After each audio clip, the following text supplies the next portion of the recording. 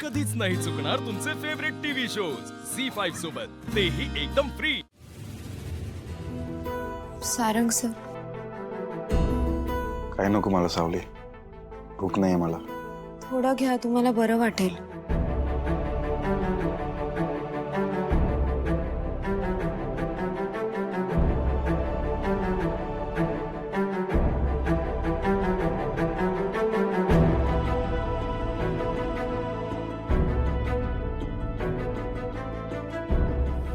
छान आहे।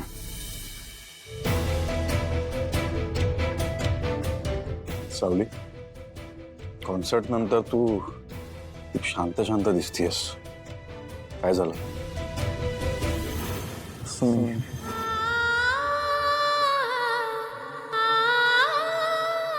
काही नाही।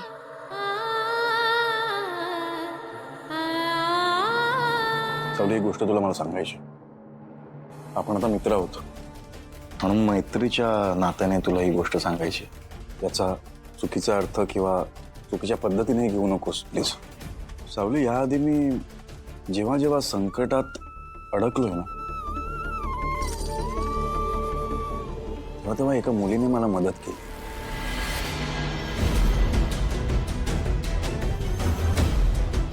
आजपर्यंत मला प्रश्न पडला होता, ती मुलगी नक्की आहे तरी कोण?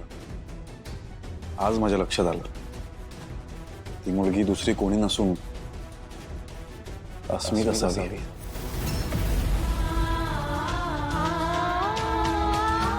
आजपर्यंत मी जेव्हा जेव्हा संकटात अडकलोय तेव्हा तेव्हा अस्मीने मला सांभाळलंय, मला जपलंय।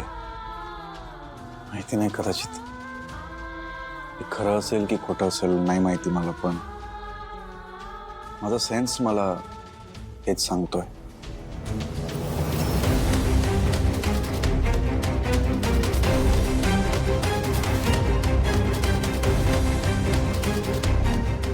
थांब जरा।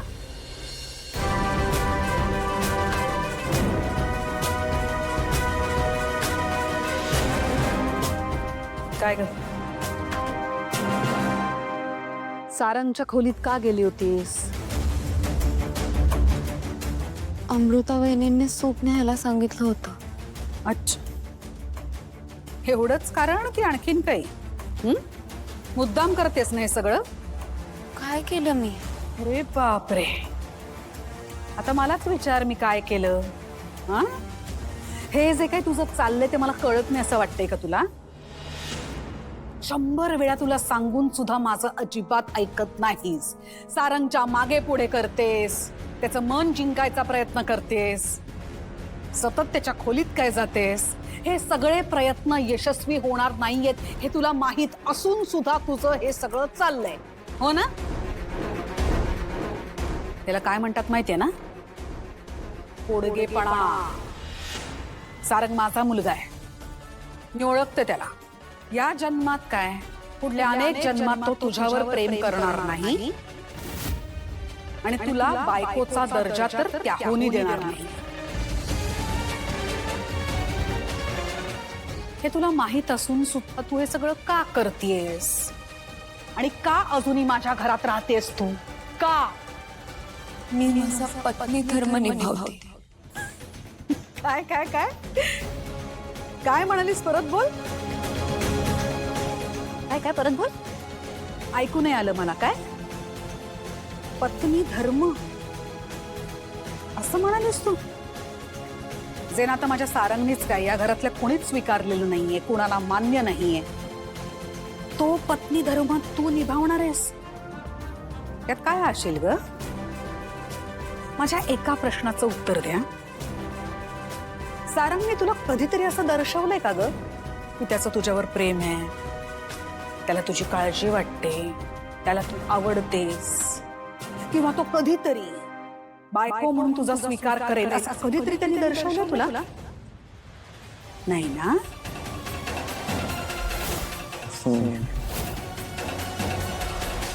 आई, जरा आरशात जाऊन स्वतःचा चेहरा बघ। स्वतःला बघ आणि आठव, माझा सारंग कसा दिसतो, कसा बोलतो, कसा वागतो, आणि मग तूच विचार कर, तू शोभतेस माझ्या सारंगला? माझं घर बघ एकदा आणि तुझं घर आठव. माझ्या घरातली माणसं बघ, त्यांचं राहणीमान बघ आणि तुझ्या घरातली माणसं आठव. आहे तुलना तुझी आणि आमची? नाही ना? तसं सारंगला सुद्धा वाटत नाही. सारंग कधीही बायको म्हणून तुझा स्वीकार करणार नाही, हे डोक्यात पक्क कर.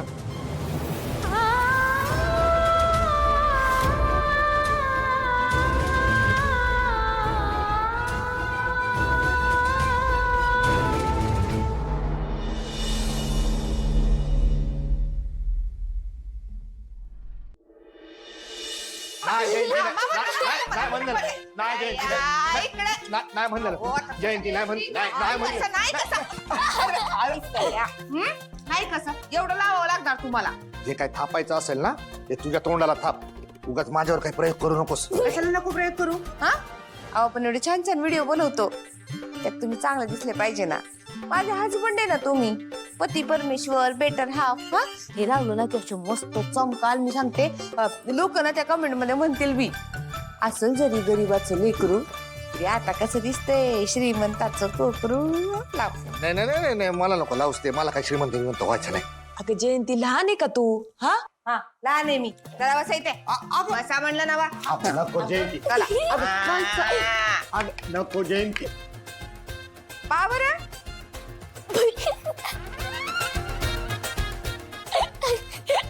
दादा हे काय? वहिनी मग आता ह्या उरलेल्या मातीचं काय करणार आहे? या सांगते. या हो या या या बसा बसा इथे. हा सुनबाई पहा बरं.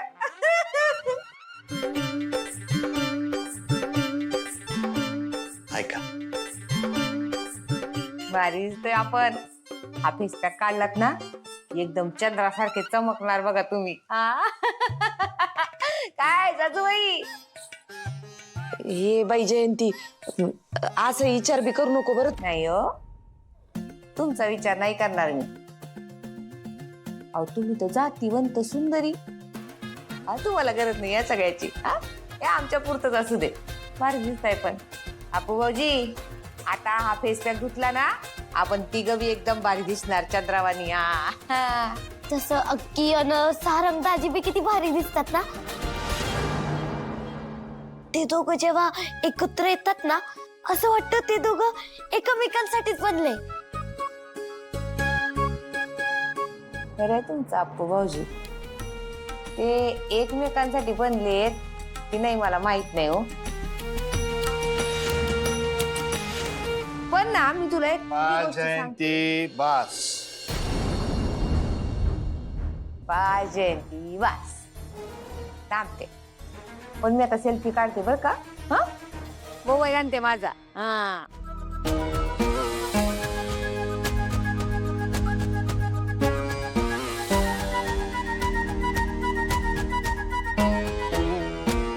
झी5 ॲप डाउनलोड करा आणि पहा सर्व एपिसोड्स एकदम फ्री.